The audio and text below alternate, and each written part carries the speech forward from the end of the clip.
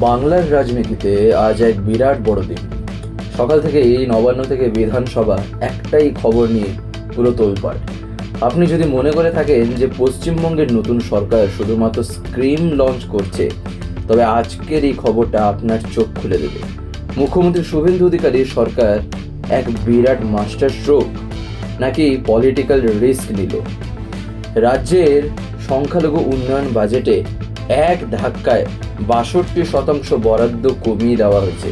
হ্যাঁ, ঠিকই শুনছেন। যে দপ্তরে মমতা বন্দ্যোপাধ্যায়ের সরকার প্রতি বছর ৫,০০০ কোটির উপর খরচা, অর্থাৎ তাদের যে খরচ করত, আজ সেই বাজেট নেমে এসেছে মাত্র ২,০০০ কোটিতে। কিন্তু কেন এই সিদ্ধান্ত? শুভেন্দু সরকারের এই কড়া দাওয়াইয়ের পেছনে আসল সত্যিটা কি? চলুন একদম A to Z দেখে নেওয়া যাক। আজ ২৬শে জুন সকালে ইন্ডিয়ান এক্সপ্রেস সহ বিভিন্ন সংবাদ মাধ্যমে দেখবেন একটা প্রকাশিত রিপোর্ট অনুযায়ী অর্থমন্ত্রী স্বপন দাশগুপ্তের পেশ করা বাজেটে সংখ্যালঘু বিষয়ক এবং মাদ্রাসা শিক্ষা দপ্তরের জন্য বরাদ্দ করা হয়েছে মাত্র ২,১৭৫.৪৩ কোটি টাকা। অথচ গত ফেব্রুয়ারিতে অন্তর্বর্তী বাজেটে এই বরাদ্দ ছিল ৫,৭১৩ কোটি টাকা। এর প্রভাব কোথায় পড়বে? ঠিক তার প্রথমেই হচ্ছিল যেমন ঐক্যশ্রী স্কলারশিপ, যেখানে আগে ৭৪১ কোটি টাকা দেওয়া হতো, এখন সেখানে দেওয়া হবে মাত্র ২৫০ কোটি। দ্বিতীয়ত কোথায়? সংখ্যালঘু আবাসন। দুস্থ সংখ্যালঘু মহিলাদের ঘর তৈরির জন্য আগে ১০ কোটি বরাদ্দ থাকলেও এবার বিজেপি সরকার সেখানে ০ বা 0 বরাদ্দ করেছে। তৃতীয়ত যেমন সবুজ সাথী, সাইকেল দেওয়া স্কিমে ১০০ কোটির জায়গায় বরাদ্দ হয়েছে মাত্র ১৫.৫ কোটি টাকা। কিন্তু কথাটা ছিল, কেন এই কোপ? সরকার কি কাউকে বঞ্চিত করতে চাইছে? মুখ্যমন্ত্রী শুভেন্দু অধিকারী আজ বিধানসভায় দাঁড়িয়ে স্পষ্ট করে দিয়েছেন তার সরকারের ভিশন। তিনি সরাসরি একটা কথা জানিয়েছেন যে আগের সরকার সংখ্যালঘুদের বোকা বানিয়েছে।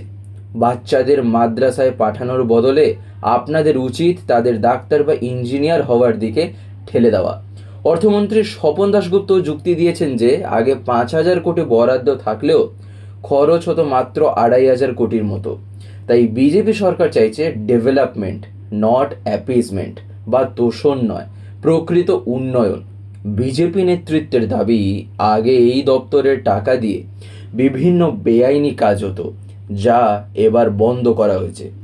স্বভাবতই এই খবর ছড়িয়ে পড়তেই রণক্ষেত্রের রূপ নিয়েছে বিধানসভা। তৃণমূলের বিদ্রোহী গোষ্ঠী হোক বা মমতাপন্থী, সবাই এক সুরে আক্রমণ শানিয়েছে।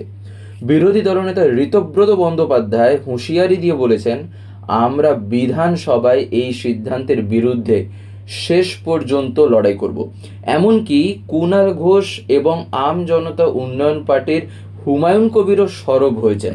হুমায়ুন কবিরের বক্তব্য খুব ইন্টারেস্টিং। তিনি বলছেন কি না, বিজেপি যেন ভুলে না যায় শুধু হিন্দুরা নয়, অনেক মুসলিমও তৃণমূলকে বর্জন করেছে বলেই তারা ক্ষমতায় আসতে পেরেছে। এই সিদ্ধান্ত সরকারের ইমেজে বড় ধাক্কা দেবে। তাহলে পুরো সিনারিওটা কি দাঁড়ালো এক্ষেত্রে? একদিকে শুভেন্দু অধিকারীর সরকার চাইছে মাদ্রাসার বদলে আধুনিক শিক্ষায় জোর দিতে এবং তোষণ রাজনীতি বন্ধ করতে। অন্যদিকে বিরোধীদের অভিযোগ, এটা আসলে একটি নির্দিষ্ট সম্প্রদায়কে কোণ ঠাসা করার চেষ্টা। তাহলে এখন প্রশ্ন হচ্ছে আপনাদের কাছে যে পশ্চিমবঙ্গের উন্নয়নের জন্য এই কড়া বাজেট কি সঠিক পদক্ষেপ, নাকি এর ফলে বাংলার সামাজিক ভারসাম্য বিঘ্নিত হবে? আপনার মূল্যবান মতামত নিচে আপনি অবশ্যই কমেন্ট বক্সে জানাবেন।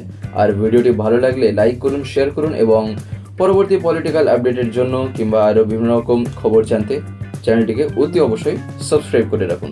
ধন্যবাদ।